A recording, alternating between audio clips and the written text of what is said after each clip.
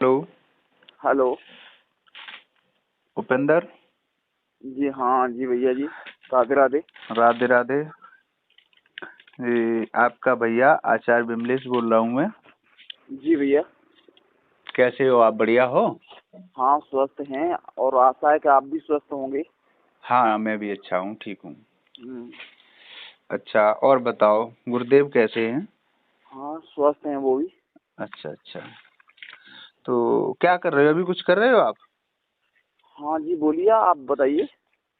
थोड़ा मुझे समय चाहिए था, मैं कोई जरूरी बात करना चाह रहा था। जी अवश्य करें। तो मैं ये कह रहा था उपेंद्र, छोटे भ्राता जी, आज मुझे एक मेरे मन में सवाल उठ रहा है कई दिन से, जी और वक्त का अभाव होने की वजह से मैं आपसे बात नहीं कर पा रहा हूँ। जी जी।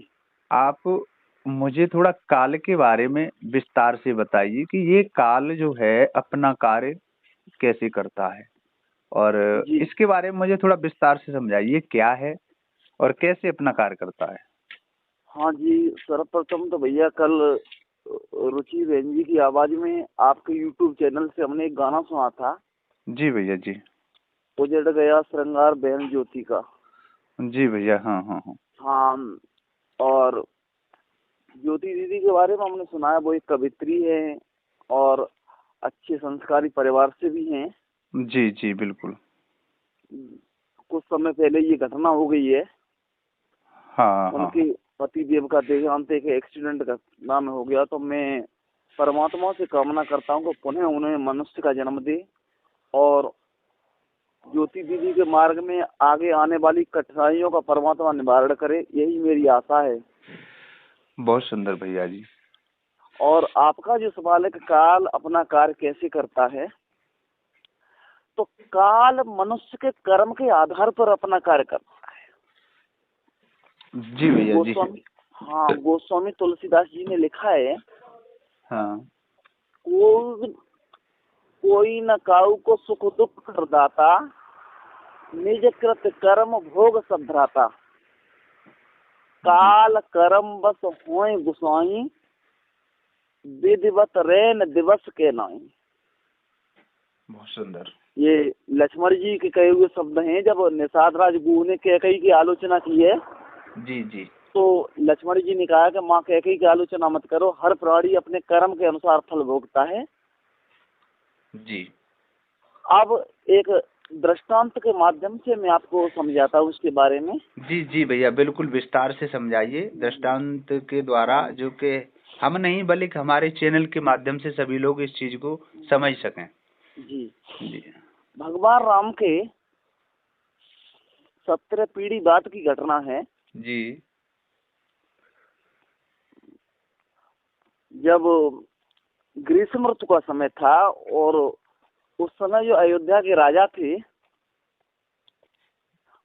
हाँ हेलो, हाँ, सुन रहा हूँ मैं। उस समय जो अयोध्या के राजा थे वो अपना हिडोला डाले हुए सरयू नदी के किनारे और झूल रहे थे। एक वृक्ष पर हिडोला अपना डाले हुए थे। जी जी। तो उन्होंने देखा कि राज्य के 2 सिपाही छुट्टी पर जा रहे थे। जी दोनों खास माँ जियाए भाई थे जी और दोनों ही अविवाहित थे। जी तो उन्होंने देखा कि एक संत आ रहे हैं जी। जिनकी श्वेत श्वेत दाढ़ी है, और आगे कुछ देर बाद उन्होंने देखा तो वो संत एक स्त्री बन गए अच्छा अच्छा। और रास्ते में बैठकर रोने लगे। हाँ। जब वो स्त्री रोने लगी तो उन दोनों भाइयों ने पूछा कि आप क्यों रो रही हैं। तो उसने बताया कि मेरा परिवार नष्ट हो गया है और मैं जीवन का एक सहारा चाहती हूँ। जी। तो दोनों भाई बोले कि आप तो बड़ी सुंदर हो और आपको कौन वर्ण नहीं करेगा, आप चाहो हम दोनों में से किसी एक को चुन लो। जी बहुत सुंदर। तो उस स्त्री ने बड़े भाई का हाथ पकड़ लिया। अच्छा। बड़ा भाई बोला कि एक काम करना छोटे, अब ये तेरी भाभी हो गई है और तेरी माँ के समान है, इसकी देख रेख करना, और मैं नंगर से जाके कुछ खाने पीने का सामान लाता हूँ इसके लिए। जी।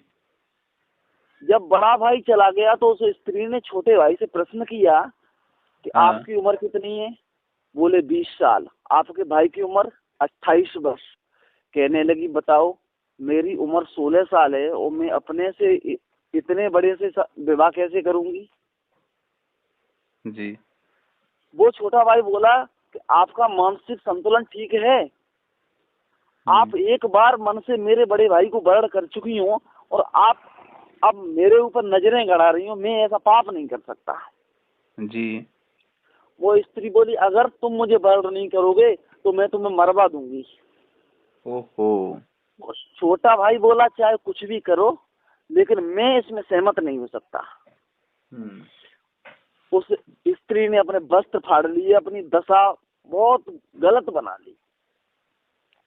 जब बड़ा भाई आया तो बोला क्यों भाई, मैं तुम्हें इस स्त्री की रक्षा के लिए छोड़ गया था, लेकिन इसकी ये दशा किसने बनाई है? तो वो स्त्री रो रो कर बोली कि आपके जाने के बाद और इसने मेरी ये दशा बना दी। जी। बड़े भाई ने उसकी बात सुनकर के तलवार खींच ली तो छोटा वाला बोला भैया मेरी बात सुनो, ये स्त्री नहीं, ये कोई माया है। अरे भैया ये हमें तो मरवा देगी, लेकिन एक भी नहीं सुनी। तो दोनों भाइयों ने आपस में तलवार खींच ली और कुछ देर बाद दोनों ही एक दूसरे की तलवार से कट करके गिर गए। ओहो। जब गिर गए तो वो स्त्री हंसी और दोनों की लाश पर पैर रखा और वहां से चली गई। जी। राजा ये दृश्य देख रहा है डोले में लेटा लेटा। जी। आगे सरयू नदी की तरफ बढ़ी, तो जब सरयू नदी की तरफ बढ़ गई तो उसने एक नागिन का रूप धारण कर लिया। अच्छा। और जिधर मल्हा नाव चला रहा था उस तरफ जैसे गई तो एकदम मल्हा ने नागिन को देखा तो नाव छोड़ करके नदी में कूद गया। पूरी नाव डूब गई, मल्हा पार निकल गया।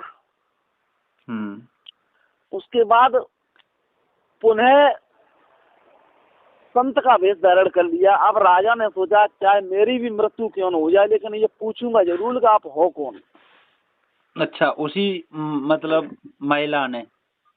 हाँ उसी महिला ने, पहले संत, उसके बाद स्त्री, फिर नागिन और फिर संत। ओह।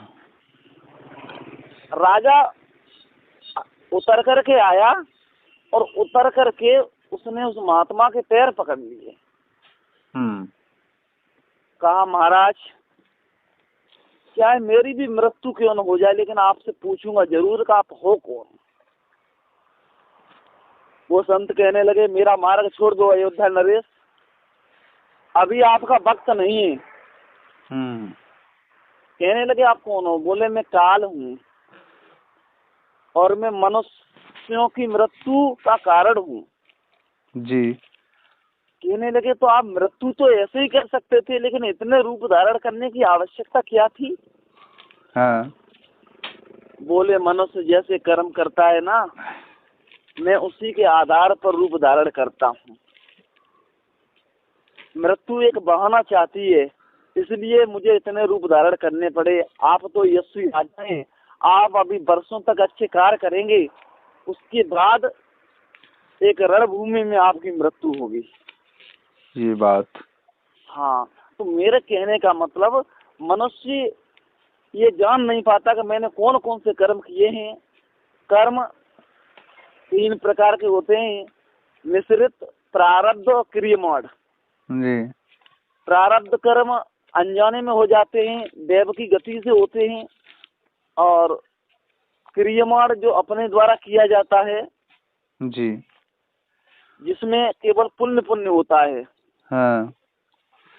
और मिश्रित वो होता है जिसमें पाप और पुण्य दोनों हो जाते हैं। तो इसलिए गोस्वामी जी ने लिखा है कर्म प्रदान विश्व रच राखा, जो जस करी सो तस फल चाखा। जी।